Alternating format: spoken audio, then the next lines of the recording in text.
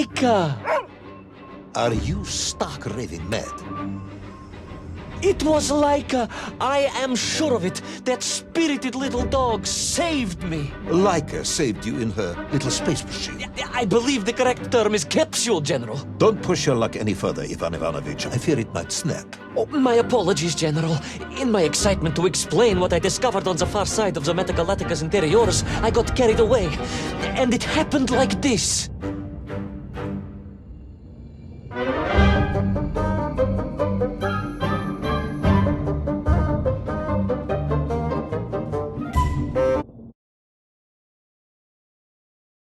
A rocky moon. It's the center of the Earth. The source of all creation, General. A place where time flowed like rivers, and boulders of raw matter rained like comets upon the cratered rock. Another miraculous escape from death. Another happy accident. It was no accident, General. Laika took me there entirely deliberately. I'm sure of that.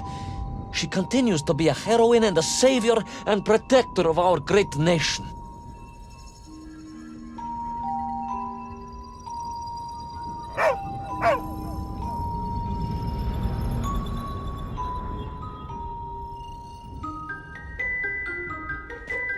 Laika died in orbit. No, General, she did not. She's very much alive and happy, and currently living several miles below our feet. Laika is dead, Ivan. She most certainly is not, General. This is the real world, Tovarish. A world where you did not go to the center of the Earth, and Laika died in orbit. In my world, General, Laika is still alive. A better world, some may argue. Very well. I will live in your world for a while longer, but time is running out. Ah, yes, time, General. I was just coming to that.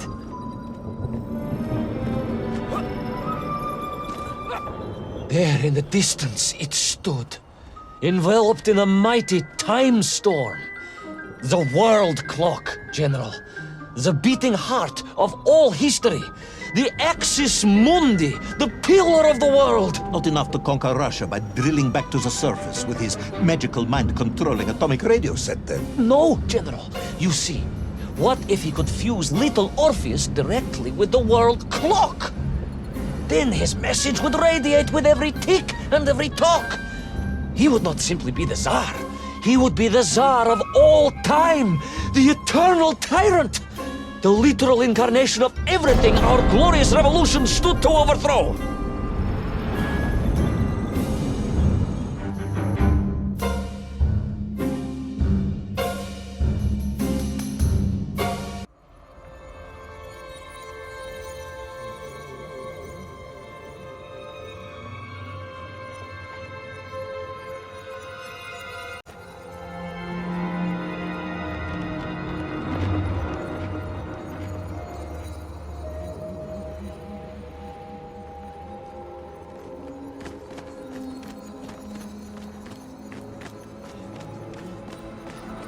Sonikiv! Uncanny, General.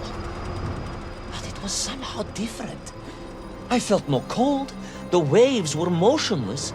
Indeed, it was as if I had stepped free of those rivers of time and stood on entirely motionless ground. And there in the distance, What? debris from Tsarya and tall slave mines had washed up here, almost as if I were meant to find it.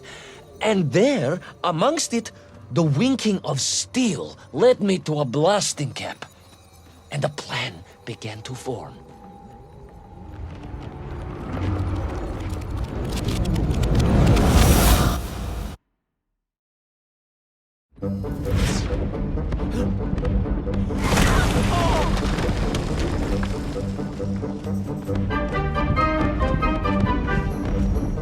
The terrain was ferocious.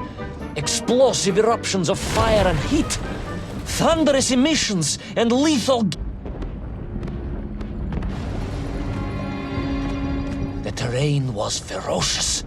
Explosive eruptions of fire and heat, thunderous emissions, and lethal gases. Much like your cousin Pavel, perhaps, as a result of consuming all of those stolen eggs. Aha! General, you have been listening after all!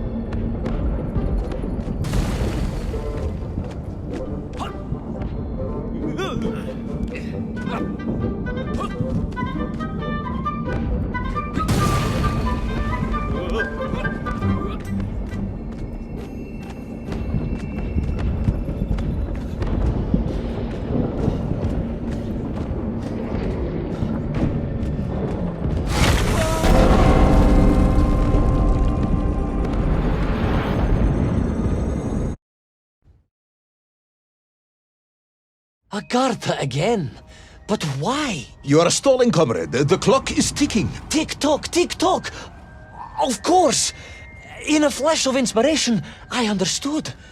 It was all wrong, you see, General. That we can agree on. We should never have gone to the center, because without Little Orpheus, Toll could not have become the tyrant he had.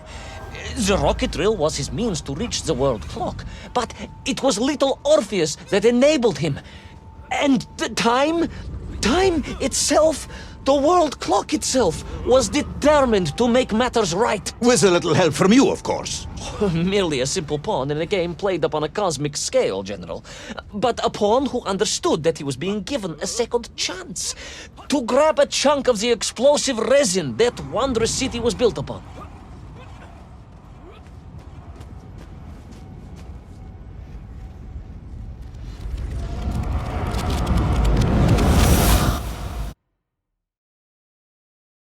And I was back. The mighty river of time roared past me, carrying the weight of the whole of history with it. Even for you, this is a stretch. Our time is almost up. I have to submit my report within the hour. Time, General. Time was nearly up indeed. That ancient and magical river that carried me along was surely moving inevitably towards some kind of end.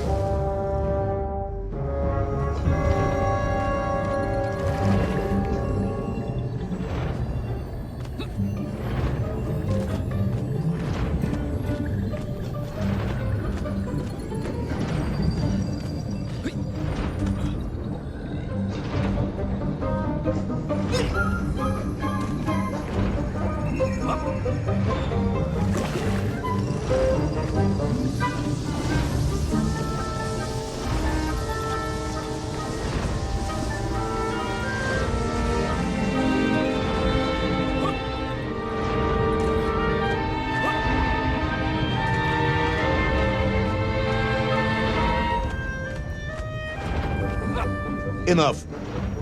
No more Privalov. No more stories. No more lost worlds and space dogs.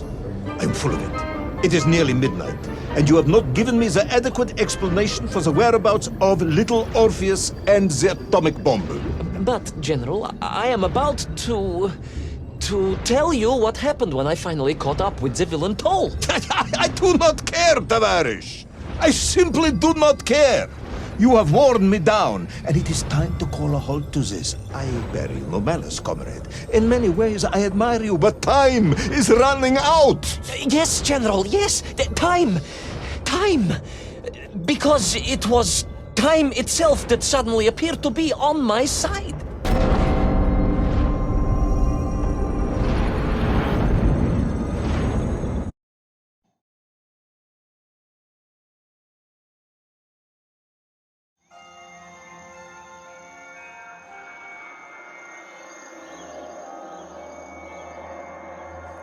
Perhaps the world clock was so impressed with your egg-wearing antics it decided to return you to Plutonia for a second attempt. I would strongly suggest you cut to the chase. The chase, yes. The pursuit of Toll and Little Orpheus. I stood there with the resin fragment in one hand and the blasting cap in the other, and then, just like that, a clock began to ring. The world clock? No, General, an alarm clock.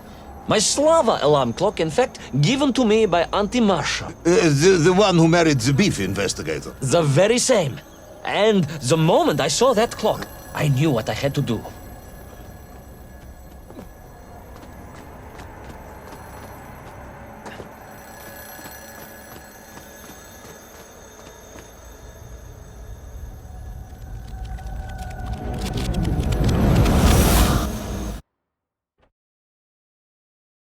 Yes, I'm waiting. A bomb, General. A bomb to destroy a bomb. So, you decided to build a bomb, eh? A bomb to destroy Little Orpheus. It was a simple plan, really, General. Yes, you are very fond of your simple plans.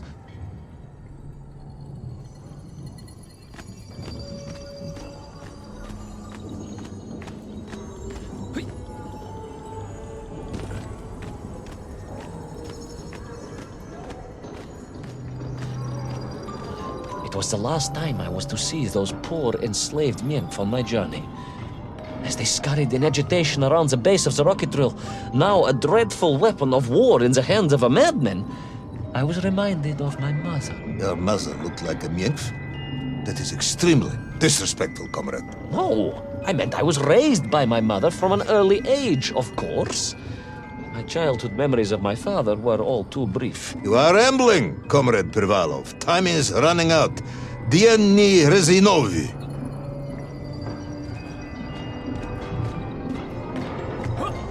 Time will run out for us all, General, will it not? And it ran out for my father on the shores of Volga. Your father fought at Stalingrad? He did, General. So did I. Well, so you see, General. Perhaps we are just the same, you and I. Perhaps we are all just Menkf in the end.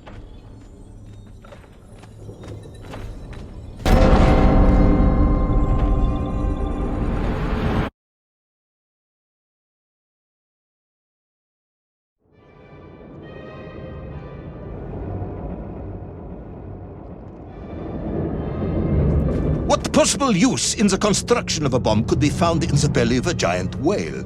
Were you perhaps planning on using a worm as a fuse?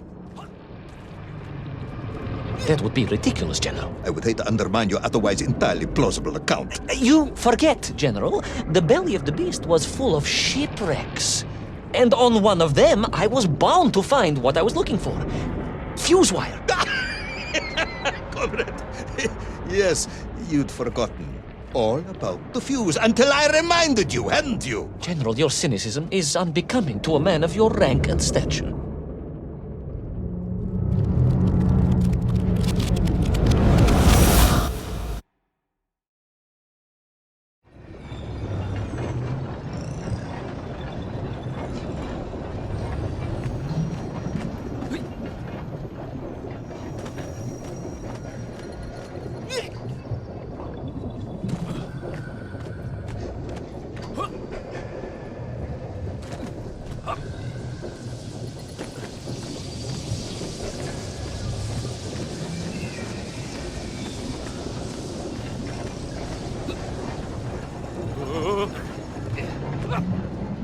The clock was now ticking, General. Literally.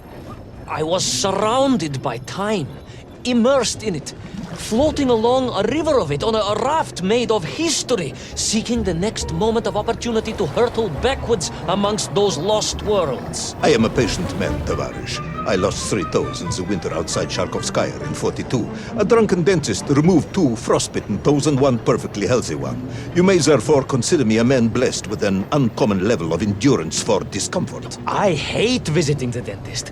My uncle Vanya was a dentist, and he was a deeply strange man, notwithstanding.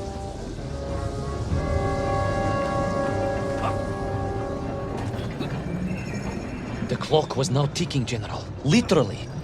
I was surrounded by time, immersed in it, floating along a river of it on a raft made of history, seeking the next moment of opportunity to hurtle backwards amongst those lost worlds. I am a patient man, Tavarish. I lost 3 toes in the winter outside Sharkovskaya in 42. A drunken dentist removed 2 frostbitten toes and 1 perfectly healthy one. You may therefore consider me a man blessed with an uncommon level of endurance for discomfort. I hate visiting the dentist. My uncle Vanya was a dentist, and he was a deeply strange man, notwithstanding the love he felt for his pigs. Is what? He was a pig dentist, General. He always claimed...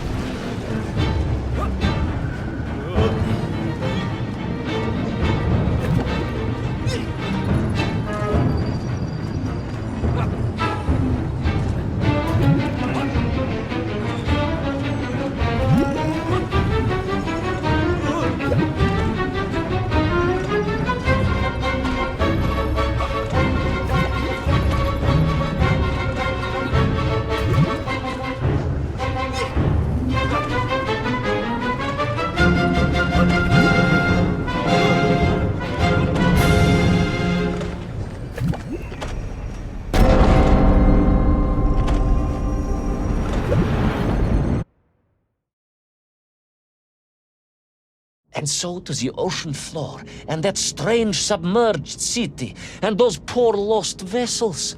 To find a shell case to hold all of my scavenged ingredients, the last piece I needed to construct my bomb. Ah, yes, I have been waiting for this. General? Time, Ivan Ivanovich.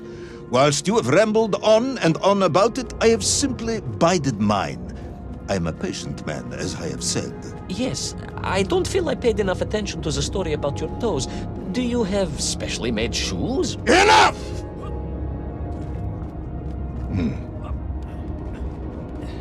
Now I have your full attention. Indulge me, Tavarish.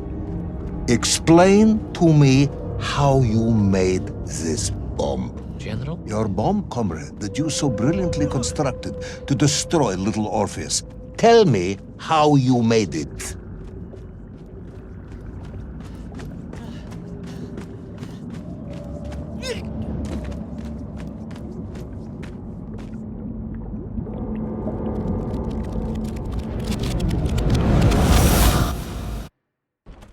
Well,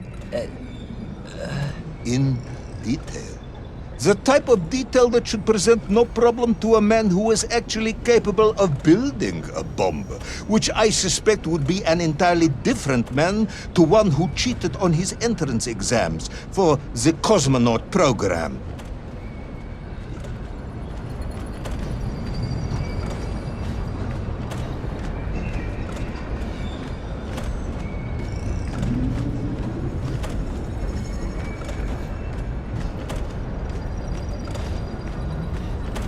You are uncharacteristically silent, comrade. Cat, got your tongue? if I may, General, perhaps just a minute or two to gather my thoughts? There are precious few minutes left. We have reached our conclusion, I think.